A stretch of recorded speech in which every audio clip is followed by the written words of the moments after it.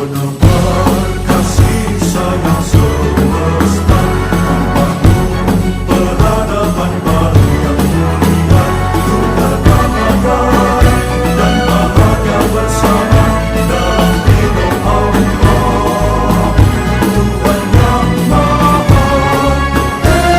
Esa.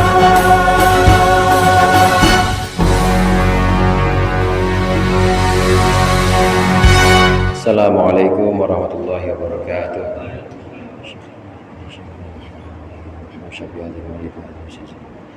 Jami masyayikhina muallimina. Al-Fatihah. Bismillahirrahmanirrahim. Ar-Rahmanir Rahim. Maliki yaumiddin. Iyyaka na'budu wa iyyaka nasta'in. Shiratal mustaqim. Shiratal ladzina an'amta 'alaihim ghairil maghdubi 'alaihim waladdallin. Amin. Bismillah, walhamdulillah, wassalatu wassalamu ala sayyidina Muhammadir Rasulillah wa ala alihi wa ashabihi wa man tabi'ahu hudahu wa jama'atah wa la hawla wa la quwwata illa billah, amma ba'du. Segenap jamaah Masjid Asyiratus Syafi'iyah yang dirahmati oleh Allah, mari sama-sama kita lanjutkan pengajian kitab Fathul Mu'in. Mudah-mudahan apa yang akan kita pelajari menjadi ilmu yang bermanfaat dunia akhirat. Amin ya rabbal alamin. Pembahasan kita masih pada rukun-rukunnya sholat. Rukun sholat yang pertama kemarin adalah niat tentunya. Kemudian rukun sholat yang kedua yaitu takbiratul ihram. Takbiratul ihram, takbir yang pertama kali kita ucapkan ini harus dibarengi dengan niat. Mulut kita Allahu Akbar, hati kita aku sholat zuhur fardu atau aku sholat fardu zuhur. Nah, dalam hati ini mengucapkan maksud hati yang disebut dengan usolli, kemudian mengucapkan dalam hati menentukan jenis sholatnya yaitu zuhur, dan juga menyebutkan kefarduan. Untuk ibadah fardu harus menyebutkan kefarduan, maksud niat atau maksud pekerjaan usolli, dan harus menyebutkan nama sholatnya sholat zuhur. Nah, ini yang sudah kita sebutkan dalam hati, ini sebisa mungkin kita hadirkan bentuknya. Menghadirkan bentuk ini dalam fikih disebut dengan istihdor, yaitu menghadirkan bentuk sholat. Saat kita Allahu Akbar disunnahkan angkat. Kalau nggak angkat bagaimana? Nggak apa-apa. Waktu kita Allahu Akbar, hati kita bermaksud aku sholat isya fardu lillahi ta'ala, maka sebisa mungkin kita menghadirkan bentuk sholat. Bentuk sholat mulai dari takbir sampai salam kita hadirkan. Ini yang namanya istihdor. Istihdor ada dua macam.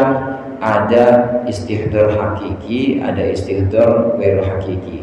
Kalau kita bisa menghadirkan bentuk sholat dari takbiratul ihram, berdiri, ruku, i'tidal terus sampai salam, kita berhasil menghadirkan itu semua, maka disebut dengan istihdor hakiki. Kalau kita belum bisa, maka secara sepintas saja sholat, gitu aja. Sholat, ada gambaran sholat, maka kita sudah istihdor. Nah, istihdor yang jenis kedua ini lebih mudah, namanya istihdor yang tidak hakiki atau ghair hakiki. Begitu juga ucapan kita dalam hati, maksud kita dalam hati aku niat sholat isya 4 rakaat, ini sebisa mungkin dibarengi dengan ucapan takbir.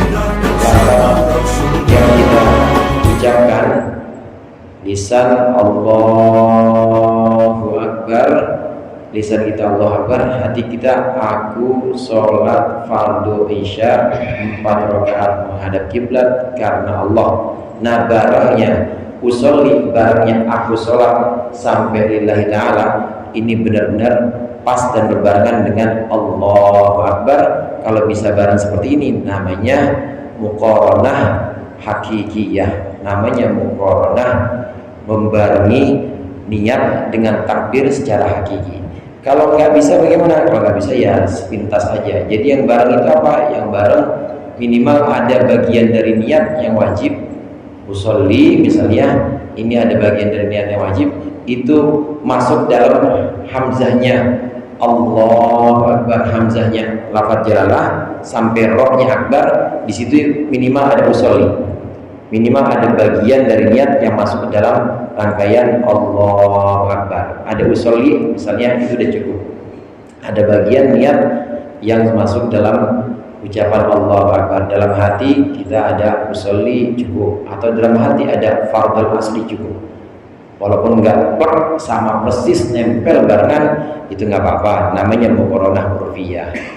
Jadi harus dibarengi. Lalu lafaz takbir yang kita tahu Allahu Akbar itu artinya Allah Maha Besar. Apakah boleh diganti dengan yang lain? Misalnya diganti dengan Allahu A'zam misalnya, atau diganti dengan kata lain, diganti dengan bahasa Arab juga, cuma dengan lafaz-lafaz yang lain. Bagaimana?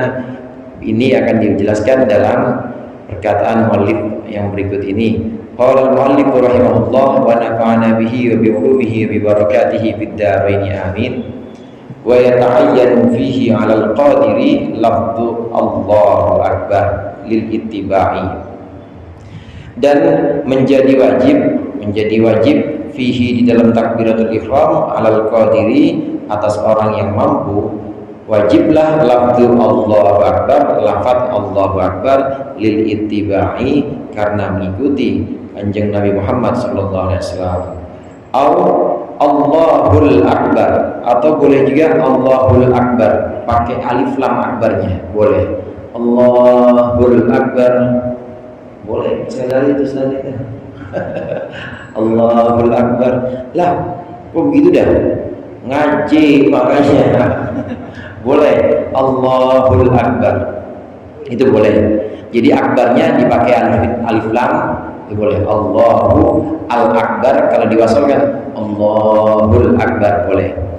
Hadirin jamaah rahmatullah, memang ada di beberapa bagian Fathul Mu'in itu takbir atau ungkapan-ungkapan, pernyataan-pernyataan musannif yang kelihatannya jarang di kitab-kitab yang lain. Di Fathul Qorib jarang, kemudian di Safinah juga tidak disebutkan, tapi di Fathul Mu'in disebutkan hal-hal yang kira-kira ini agak jarang, tapi tetap dipegang, tetap mu'tamad dan dijadikan pegangan oleh ulama-ulama fikih, oleh imam-imam fikih. Boleh mengucapkan Allahu Akbar atau Allahul Akbar, Allahu Akbar pakai alif lam ta'rif. Tapi ini hati-hati, ini yang nggak boleh. Wala yakfi, dan tidaklah cukup, artinya tidak cukup, tidak sah. Akbarullah dibalik, baru belajar khabar muqaddam dan muakhar, dibalik Allahu Akbar, dibalik sama dia Akbarullah, artinya Maha Besar Allah, bukan Allah Maha Besar. Dibalik Akbarullah, nggak boleh kalau ini. Kalau udah dibalik sebenarnya nggak boleh, harus Allahu Akbar. Wala Allahu Kabir, dan tidak cukup atau tidak sah juga mengucapkan Allahu Kabir pakai isim sifat biasa. Allahu Kabir nggak boleh, harus Allahu Akbar. Karena dalam bahasa Arab itu ada isim sifat biasa, ada isim sifat yang disebut dengan isim tafdil. Kalau sudah akbar itu berarti artinya paling besar. Kalau kabir itu biasa, kecil itu artinya besar aja. Tapi kalau udah akbar itu sudah paling besar atau maha besar. Au a'dhamu, lihat atofnya. Atofnya a'dhamu ini tadi, ini atofnya kepada Allahul Akbar. Jadi wa yata'ayyanu Allahu Akbar lil ittiba, Allahul Akbar au a'dham. Nah, atofnya situ a'dham. Jadi bagaimana? Boleh, yata'ayyanu itu boleh. Dia atofnya bukan ke akbarullah. Yuk, jadi boleh gimana? Allahu Akbar. Nah, coba saya jamin dah boleh. Besok Jumatan coba ya. Allahu Akbar. Nah, kata siapa? Kata Ustaz Wajdi. Boleh. Allahu Akbar. Boleh. Atofnya au itu atofnya kepada Allahul Akbar. Boleh. Au Akbar. Allahu Akbar boleh. Tapi ini yang nggak boleh nih. Walar Rahmanu, ay wala yakfi ar-Rahman. Walar Rahmanu Akbar, ini nggak boleh. Ar-Rahmanu Akbar nggak boleh. Ar-Rahmanu Akbar. Jadi ada beberapa yang agak aneh ya, jarang didengar, itu yang diperbolehkan. Di sini dua Allahul Akbar dengan alif lam, atau akbar diganti dengan a'zam. Allahu a'zam. Ini lafaz untuk takbiratul ihram. Untuk orang yang mampu wajib mengucapkan lafaz Allahu Akbar atau yang diperbolehkan tadi. Asal jangan dibalik dan juga asal jangan pakai isim sifat biasa. Allahu Kabir. Dan berikut ini juga yang harus hati-hati dan dianggap tidak sah, bisa merusak. Wa yadurru, dan bisa merusak apa ikhlalun biharfin minallahi min Allahu Akbar, dan juga berbahaya merusak, maksudnya itu ikhlalun merusak biharfin dengan satu huruf min Allahu Akbar, dari Allahu Akbar. Dirusak hanya satu huruf dari Allahu Akbar itu bisa madharat atau artinya bisa membuat tidak sah. Dan juga waziyadatu harfin, dan juga bisa madharat menambahkan huruf yugayyirul makna yang bisa mengubah apa huruf al makna akan makna Allahu Akbar, kama di hamzati Allah, seperti memanjangkan hamzahnya Allah, wa ka alifin, dan seperti alif ba'dal ba'i setelah ba, wa ziyadatu wawin, dan juga berbahaya artinya madharati menambahkan wawu qabla jalalati sebelum lafal jalalah, wa takhlilu wawin, dan juga menyela-nyelai atau menyisipkan wawu sakinatin yang mati, atau mutaharriqatin, atau yang berharakat, bainal kalimataini, antara dua kata Allah dan Akbar. Wa kadza ziyadatu maddil alifi, dan demikian juga yadurru, demikian juga memberikan madarat apa ziyadatu maddil alifi, menambahkan panjang alif allati bainal lam wal ha, antara lam dengan ha. Allah, panjangin kapan? Ila haddin la yarahu ahadun minal qurra, pada satu batas yang tidak melihat akan siapa ahadun seorang pun minal qurra'i dari ahli qiraat. Wala yadurru. Dah, sekarang yang yadurru. Yang yadurru ini yang enggak boleh, yang harus hati-hati dalam mengucapkan takbir, apalagi takbiratul ihram, karena dia rukun, maka harus benar-benar diperhatikan hal ini. Yang tidak boleh pertama itu adalah menambahkan huruf antara lafaz Allah dan Akbar, atau menambahkan huruf yang bisa merusak Allahu Akbar. Contohnya apa? Ya contohnya ditambahin antara Allah, lafaz Allah, kemudian merusak, belum ditambah sekarang masih merusak. Lafaz Allah diganti hamzanya diganti dengan ain. Allah, nah itu merusak namanya. Ini bahaya, nggak boleh. Atau menambahkan huruf yang bisa merubah makna. Apa huruf yang bisa merubah makna Allah Akbar? Di sini ada dua contoh. Allahu Akbar itu artinya Allah Maha Besar. Kalau kita tambah huruf hamzah di depan lafaz jalalah, Allahu Akbar, atau Allahu Akbar, ini contoh aja. Allahu Akbar itu jadinya istifham, jadinya pertanyaan. Apa tuh pertanyaan artinya? Apakah Allah Maha Besar? Nah ini nggak sah sholatnya. Apalagi kalau tahu dan sengaja dia mengucapkan itu dengan tambahan hamzah, padahal dia tahu maksudnya, maka bisa-bisa dosa besar karena tadi mempertanyakan kemahabesaran Allah. Allahu Akbar, bahaya. Karena hamzah kalau bertemu dengan hamzah itu kemudian bacaannya bisa diidghamkan, jadi masuk pada hamzah berikutnya, jadi Allahu Akbar. Cuma itu artinya apakah Allah Maha Besar. Takbirnya tidak sah, berarti takbir ihramnya nggak sah, sholatnya nggak sah. Kalau dilakukan dengan sengaja malah bisa jadi dosa besar karena mempertanyakan kemahabesaran Allah. Ini menambah huruf hamzah yang ada di belakang atau di depan lafaz jalalah. Atau contohnya lagi, menambahkan huruf yang bisa merubah makna, contohnya menambahkan alif pada huruf ba. Allahu Akbar, Allahu Akbar, ini bisa berubah makna. Akbar tadi artinya apa? Maha besar. Kalau akbar itu artinya gendang. Gendang akbar itu artinya. Jadi Allahu Akbar, Allah gendang. Kalau tahu artinya dan sengaja mengucapkan itu, maka bisa kufur, malah bukan cuma nggak sah, bisa kufur. Merubah makna, itu huruf-huruf yang bisa merubah makna, membuat takbiratul ihramnya rusak, maka salatnya juga rusak. Kemudian juga yang harus kita perhatikan dan harus kita hindari ini, menambahkan wawu sebelum lafal jalalah. Jadi bagaimana? Wallahu Akbar, wawu di situ di depan Allah. Wallahu Akbar, ini juga nggak boleh, nggak sah, nggak boleh. Atau menambahkan wawu antara Allah dengan akbar. Allahu Akbar, nggak boleh. Atau wawu yang berharokat, Allahu Akbar, nggak boleh. Atau Allahu lagi kacau lagi, malah itu nggak boleh. Menambahkan huruf wawu antara lafaz Allah dan lafaz akbar, ini juga bisa merusak takbiratul ihram. Satu lagi, menambahkan alif sebagai tanda panjang pada antara huruf lam dan haknya lafaz jalalah. Allah itu kan Allah, lam, kemudian hak, lam yang tengah, kemudian hak. Ini boleh panjang, cuma panjangnya pada satu batas yang memang maklum atau diketahui oleh ahli qiraat.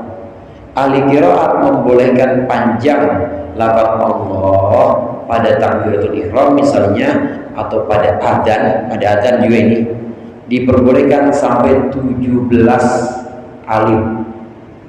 17 alif.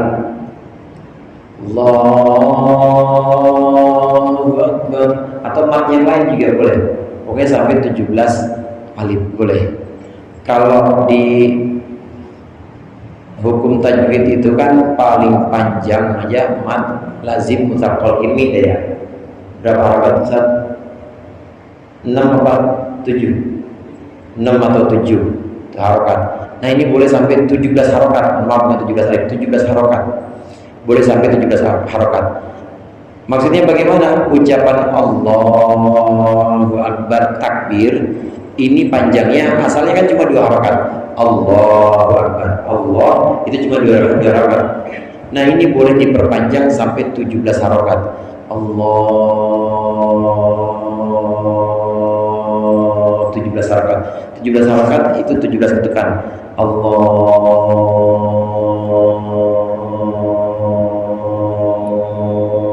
Habis nafas panjang banget, nggak cukup dah pokoknya. Udah kehabisan nafas tuh 17 harakat boleh. Lebih dari itu maka merusak takbiratul ihram dan tidak diperbolehkan, tidak diperkenankan. Maka tidak boleh terlalu panjang. Azan juga begitu. Azan itu juga nggak boleh terlalu panjang. 17 harakat batasnya. Kalau lebih dari 17 harakat tidak ada ahli qiraat yang memperbolehkan, maksimal 17 harakat. Ini beberapa gambaran pelafalan takbir yang bisa merusak. Wala yadurru, nah ini tidak apa-apa, ini tidak merusak.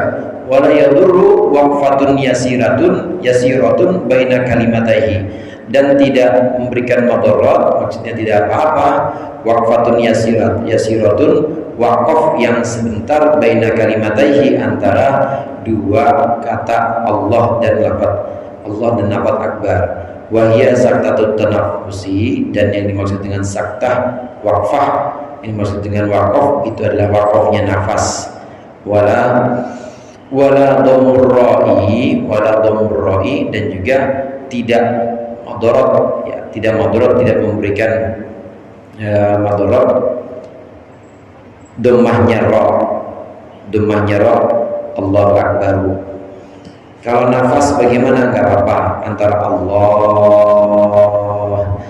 Akbar boleh, tidak madarat atau tidak memberikan pengaruh batal atau rusaknya takbir. Bagaimana kalau rohnya nggak disukunin? Allahu Akbar, rohnya didomahin, boleh, nggak apa-apa.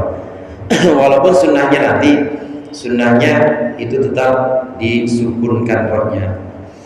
Nanti di bab, bukan di belum ganti bab, belum di pembahasan berikutnya, nanti ada di bawah nih, disunnahkan membaca sukun atau menjazmkan rohnya akbar, ya kayak yang biasa kita lakukan, Allahu Akbar, meskipun tulisan aslinya Allahu Akbaru. Boleh nggak? Akbar boleh, cuma sunnah kita sukunkan. Furujan min khilafi man aujabahu. Biasa kalau di fikih-fikih itu, untuk keluar dari perbedaan atau perselisihan dengan orang yang mewajibkannya. Karena sebagian imam fikih itu ada yang mewajibkan mensukunkan rohnya akbar, wajib Allahu Akbar, rohnya harus diucapkan sukun, harus diucapkan jazm, wajib. Nah, kita untuk menghindari atau untuk keluar dari perbedaan pendapat atau perselisihan supaya tidak terlalu runcing perbedaannya, maka imam-imam dari mazhab Syafi'i mengatakan sunnah kita mengucapkan akbar dengan sukunnya roh. Jadi jangan diperuncing perbedaan. Al-khuruj minal khilaf mustahab, bahwa keluar dari perselisihan pendapat itu hukumnya sunnah. Kalau kita beda sama orang, jangan terus dimuncul-munculin. Kalau kita beda sama orang, ini jangan terus diperuncing perbedaan ini. Ulama-ulama dulu mengajarkan, andai ada perbedaan, yang satu mengatakan wajib dan ulama yang lain mengatakan tidak wajib, maka ulama yang lain yang mengatakan tidak wajib pasti nanti mendekatinya dengan mengatakan sunnah, bukannya bid'ah. Nah, sekarang dikit-dikit bid'ah, sesat gitu. Justru sunnah untuk tidak memperuncing perbedaan. Sering saya contohkan, antara lain menggosok anggota badan saat wudu. Itu kalau nggak digosok jadi wudu kita menurut mazhab Imam Syafi'i. Kita wudu nih keran, mau pakai keran, mau pakai itu juga nggak apa-apa, mau pakai kolam yang besar itu, kolam yang besar, kita celupin aja begitu, nggak perlu gini-gini, jadi menurut Imam Syafi'i, menurut mazhab Syafi'i. Tapi sunnahnya tetap digosok-gosok. Apa alasannya? Pertama, lil ittiba, alasannya karena mengikuti Nabi. Alasan yang kedua, khurujan min khilafi man aujabahu, keluar dari perselisihan orang yang mewajibkannya, maka kami katakan sunnah. Ulama Syafi'iyah, ulama mazhab Syafi'i mengatakan nggak wajib menggosok, tapi untuk mendekati ulama yang mengatakan wajib, maka kami katakan sunnah menggosok. Enggak terus bid'ah menggosok, begitu ulama dulu caranya. Sunnah itu cara keluar dari perselisihan atau perbedaan pendapat. Sekali lagi, al-khuruj minal khilaf mustahabun, keluar dari perselisihan pendapat supaya tidak meruncing, kemudian juga supaya tidak semakin kelihatan kontroversi, maka disunnahkan atau disampaikan, dinaikkan kepada tahap sunnah. Contoh dalam sholat yang dimana kita mufaroqah sama imam. Kita mufaroqah sama imam karena kita tahu ada sesuatu yang memang wajib kita pisah dari imam. Tetap kita sujudnya ngikutin gerakan imam, rukunya ngikutin gerakan imam. Saya sholat sama Ustadz Hadi, atau Ustadz Hadi sholat sama saya. Ustadz Hadi sholat sama saya, terus Ustadz Hadi tahu bahwa baju saya benar-benar ada najisnya. Ini boleh makmum, Ustadz Hadi atau yang lain boleh kemudian dalam hati pisah.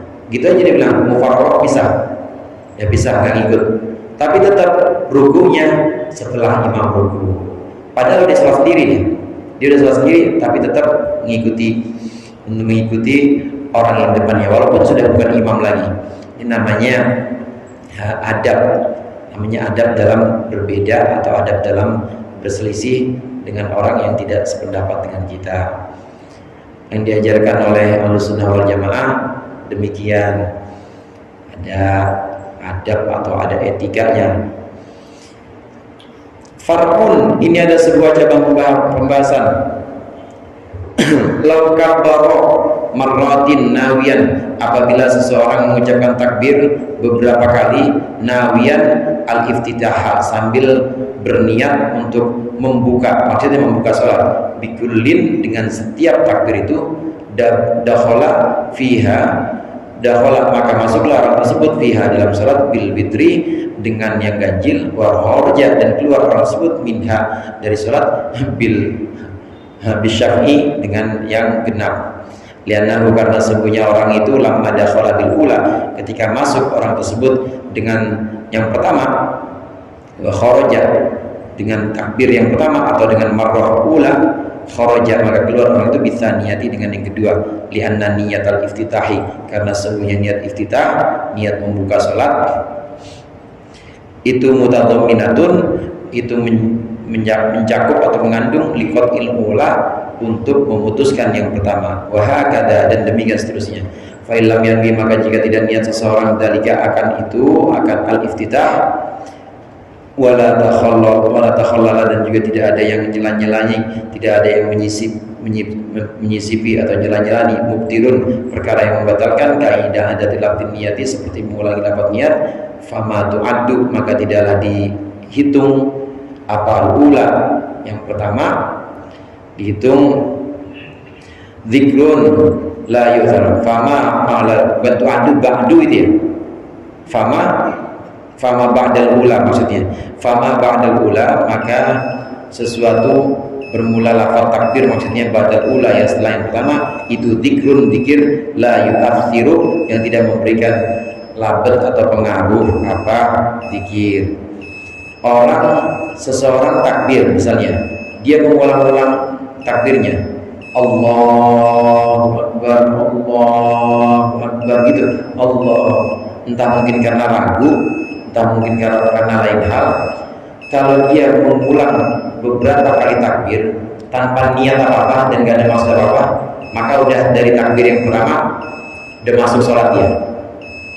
Takbir yang berikutnya dianggap zikir dan tidak berpengaruh apa-apa. Ini yang dikatakan oleh musannif pengarang, asumsinya kita udah paham semua, udah paham bahwa takbir itu adalah pembuka sholat.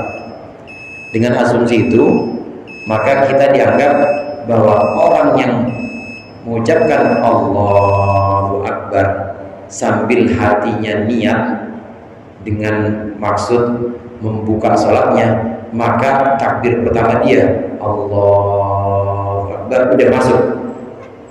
Dakhala bil witri, takbir satu, takbir pertama udah masuk sholat, Allahu Akbar. Cuma keluar lagi dengan takbir yang kedua, Allahu Akbar, karena takbir yang kedua dianggap pembukaan lagi, berarti yang satu batal, Allahu Akbar. Kemudian dia keluar lagi dari yang kedua, masuk lagi ke yang tiga.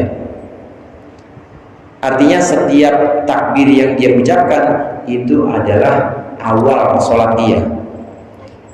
Takbir pertama dia masuk, maka takbir kedua keluar, artinya keluar dari sholat, masuk lagi dengan takbir yang kedua. Takbir yang kedua dia sudah masuk, maka takbir yang ketiga dia sudah keluar, masuk lagi dengan takbir yang ketiga. Jadi orang seperti orang keluar masuk, karena takbir yang kedua misalnya itu menggugurkan takbir yang pertama. Kalau kita takbir yang kedua niatnya untuk membuka sholat dan niat di situ lagi, maka takbir yang pertama udah gak dianggap sholat, di luar sholat. Yang dianggap sebagai awal sholat itu adalah takbir di mana kita niat. Kalau di antara beberapa kali takbir itu memang ada niat semuanya, maka yang sebelum-sebelumnya batal, takbir lagi batal lagi. Lain hal kalau dia takbir pertama niat, kemudian takbir yang kedua tidak mengucapkan dalam hatinya, tidak bermaksud niat apa-apa, maka itu tidak berpengaruh. Artinya tidak membatalkan takbir yang pertama dan sudah masuk dalam salat. Allahu Akbar, Allahu Akbar, Allahu Akbar, Allahu Akbar, misalnya gitu. Ini kalau niatnya dia takbir yang kedua, ketiga, keempat memang bukan membuka salat, tidak apa. Tapi kalau dia Allahu Akbar, Allahu Akbar, niatnya yang kedua untuk masuk salat, berarti salat yang tadi belum masuk salat. Allahu Akbar. Yang ketiga niatnya baru masuk salat, berarti yang pertama kedua belum masuk salat. Itu yang dianggap sebagai membuka salat, itu adalah menggugurkan takbir yang sebelumnya. Menggugurkan takbir yang sudah dia ucapkan. Setiap niat maka menggugurkan niat yang sebelumnya. Dalam salat demikian. Maka tidak boleh berulang-ulang kecuali dengan niat zikir, kecuali tidak berniat untuk membuka sholat atau tidak berniat untuk mengawali sholat. Selama dia berniat untuk mengawali sholat dengan takbirnya, maka batal yang sebelumnya. Wa yajibu isma'uhu ayat takbiri nafsahu in kana sahihas sam'i wala aridu min nahwi lagatin kasair ruknin qawliyin minal fatihati wat tasyahhudi wassalami. Sedikit lagi, wa yutawar isma'ul mandubi al-qawli lahu li usul sunnah, dan wajib memperdengarkan takbir nafsahu pada diri sendiri in kana sahihas samsi, apabila dia pendengarannya sehat, wala aridu min nahwi lagatin, dan tidak ada penyebab lain seperti kegaduhan. Takbir itu hadirin wajib kedengaran minimal sama diri kita sendiri. Allahu Akbar. Takbiratul ihram rukun. Kalau takbir yang lain ruku, kemudian sujud, takbir nggak kedengaran nggak apa. Tapi kalau takbiratul ihram karena dia wajib, itu wajib kedengaran minimal sama kita sendiri. Jadi nggak boleh gitu. Dengar nggak bang kuping ente? Kagak dengar, nggak boleh ngasah. Kecuali kalau dalam kondisi gaduh, di mana di lapangan terbang, di sholatnya ada pesawat, Allah udah kenceng banget nggak kedengaran karena gaduh, ya nggak apa-apa. Sekiranya dia udah mengeluarkan suara yang dalam keadaan normal terdengar, itu sudah sah. Demikian juga segenap rukun. Rukun qauli itu ada 4, saudara. Takbiratul ihram rukun, Fatihah rukun yang bangsa bacaan, kemudian tasyahud mulai dari at-tahiyyatul itu sampai Allahumma sholli ala sayyidina Muhammad, itu juga rukun 3 tuh. Nah yang 4 salam, assalamualaikum minimal sampai kum, assalamualaikum, boleh juga assalamualaikum warahmatullah. Salam pertama rukun, salam kedua bukan rukun lagi, salam kedua sunnah. Ini yang 4 ini, bacaan-bacaan yang 4, takbiratul ihram, Fatihah, tasyahud, kemudian salam, ini wajib kedengaran sama diri kita sendiri, nggak boleh dalam hati. Masih kedengaran saya tuh, atau mulut mingkem aja, baca Allahu Akbar. Ngapain Pak kalau sholat Pak mingkem aja? Sholat kagak dibuka sama sekali, kalau dibuka mulutnya nggak sah. Harus kedengeran sama diri kita sendiri. Ini takbir dan segenap rukun ucapan, rukun bacaan itu wajib terdengar pada diri sendiri. Adapun yang tidak rukun, yang sunnah, maka sunnah juga hukumnya terdengar untuk diri kita sendiri. Seperti takbir pindah, Allahu Akbar, sami'allahu liman hamidah, itu karena hukumnya sunnah, maka sunnah kedengaran sama kita doa. Subhana rabbiyal azim wa bihamdi. Sunnah kedengaran sama kita doa. Kalau nggak kedengaran juga nggak apa-apa. Wallahu a'lam bishawab. Mudah-mudahan bermanfaat. Kurang yang maaf. Allahumma waffiq ila aqwamit thoriq. Assalamualaikum warahmatullahi wabarakatuh.